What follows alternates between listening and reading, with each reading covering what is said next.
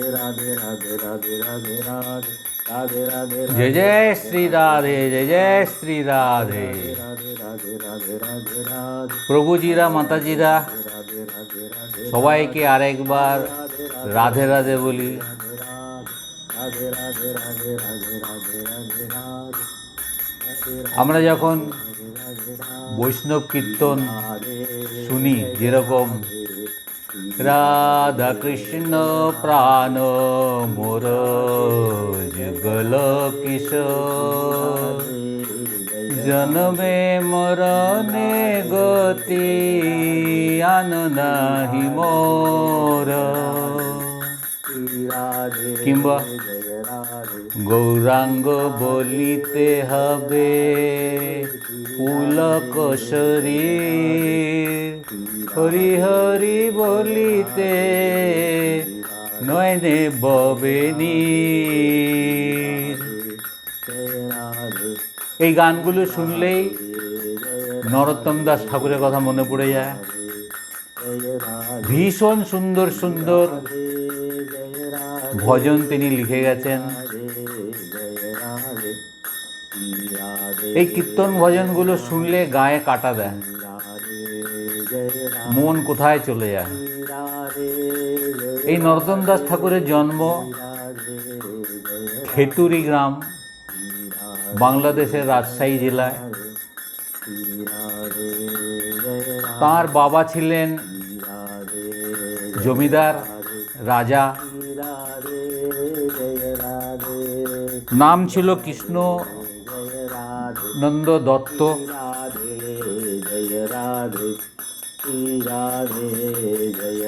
গোপালপুর পরগনার রাজা বলে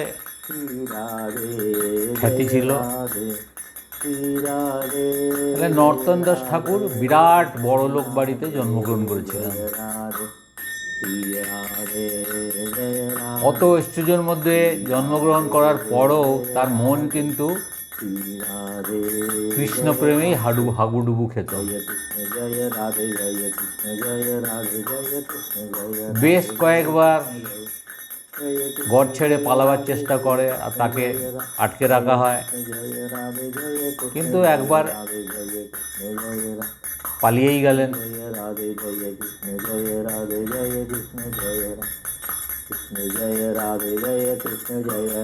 পালিয়ে গেলেন শ্রী চৈতন্যদেবের নামের মোহে, কৃষ্ণ নামের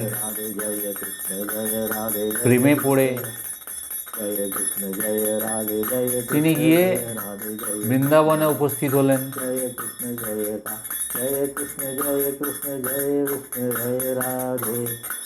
তার শিক্ষাগুরু হচ্ছে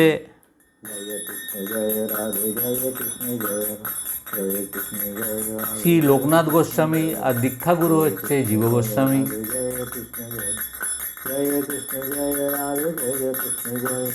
জীব গোস্বামীর তত্ত্বাবধানে বেশ সময় তিনি কাটিয়েছিলেন সেখানে। আর গোবিন্দদেব মন্দিরেই তিনি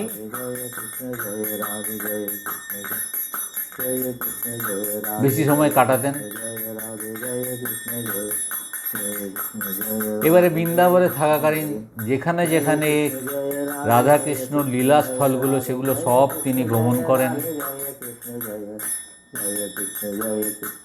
তারপরে তিনি ফিরে আসেন পুরী ক্ষেত্রে। তো ঠাকুরের যে চৈতন্যদেবের যে লীলাক্ষেত্রগুলো, সেগুলো সব দর্শন করেন। তারপরে বাংলায় ফিরে এসে নবদ্বীপ, শান্তিপুর, কৃষ্ণনগর, এরকম যেগুলো চৈতন্যদেব যেখানে যেখানে গেছিলেন সেই সব জায়গাগুলি তিনি দর্শন করেন। পরে খেতুরিতে ফেলে আসেন। প্রকাণ্ড বিদ্বান তিনি। বেশ কয়েকটা ভালো ভালো গ্রন্থ, বৈষ্ণব গ্রন্থ লিখেছেন, যেমন প্রার্থনা নামের একটি গ্রন্থ। তারপর আরেকটি গ্রন্থ হচ্ছে প্রেম ভক্তি চন্দ্রিকা। আর অনেক কীর্তন লিখেছেন। সেই কীর্তনগুলো হচ্ছে প্রাণ ছোঁয়া কীর্তন সব। जय कृष्ण जय राधे जय कृष्ण जय राधे। ঠাকুরের প্রেমে পাগল আর অপূর্ব কণ্ঠস্বর ছিল। কীর্তন করতেন যখন তন্ময় হয়ে,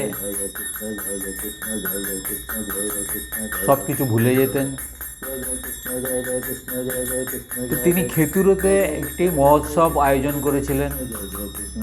সেই মহোৎসবে তখনকার গৌড়ীয় সম্প্রদায়ে যে যে আলাদা আলাদা ভাগ ছিল, কেউ অদ্বৈতাচার্যদের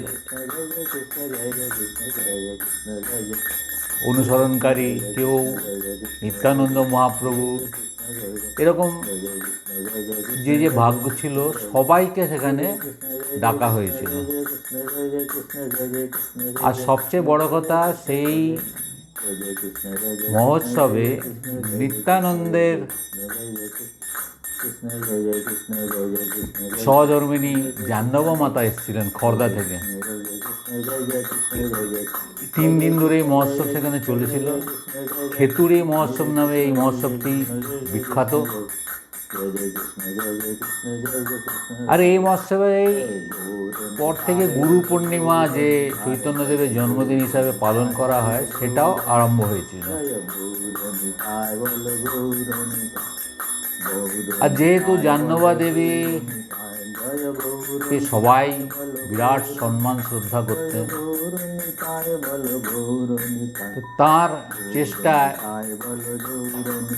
গৌড়ীয় বৈষ্ণবের মোটামুটি একটা খাঁচা তৈরি হয় যে কী করা উচিত, কী করা না উচিত, সেই বিষয়টা এই মহোৎসবের সময় তৈরি হয়। তারপর থেকে সেই হিসাবেই বৈষ্ণব পরম্পরা গৌড়ীয়দের চলে আসছে।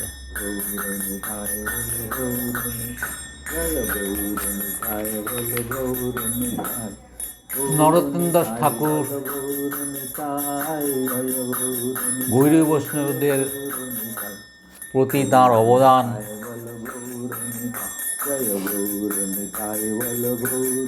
চিরস্মরণীয়।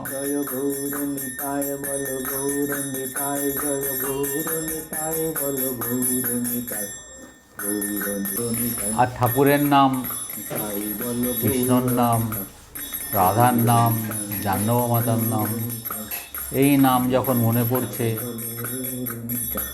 তখন মনে হচ্ছে একবার বৃন্দাবন ঘুরেই আসি।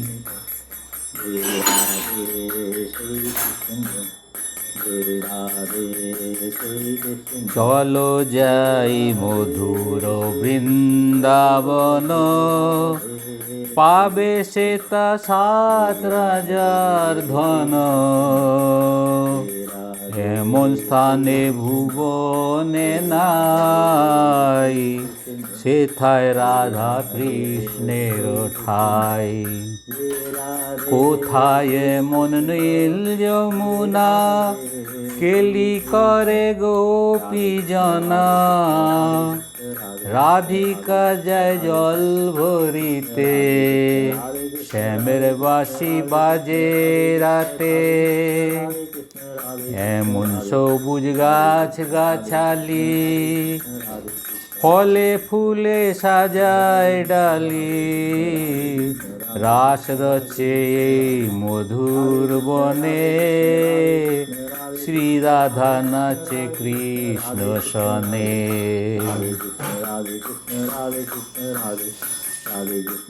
গোপাল যায় গোচারণে, কত সখা সঙ্গী সাথে।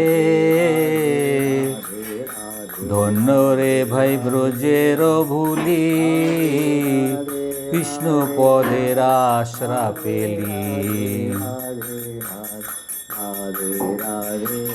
মনুষ্য জীবন দিলে হরি, মানুষ হলাম কই। আচারে ব্যভিচারে দিন কাটে, কৃষ্ণ রে ভুলি আর। কৃপা করো বৃন্দাবনেশ্বরী, ব্রজধামে বসত করি। বিষয় সংসার বন্ধন ছাড়ি রাধা কৃষ্ণ শরণ করি চলো যাই বৃন্দাবনে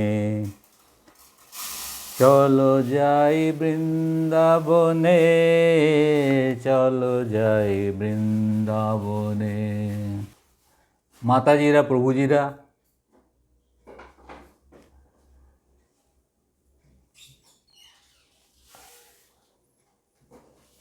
আমার এই ভিডিওটা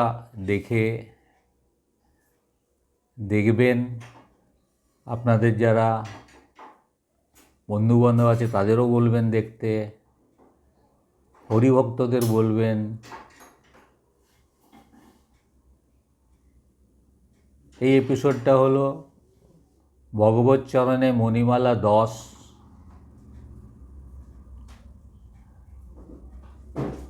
এর আগে 1, 2, 3 করে 9 নম্বর পর্যন্ত আপলোড করা আছে। যারা সেগুলো আগে দেখেননি সেগুলো দেখবেন।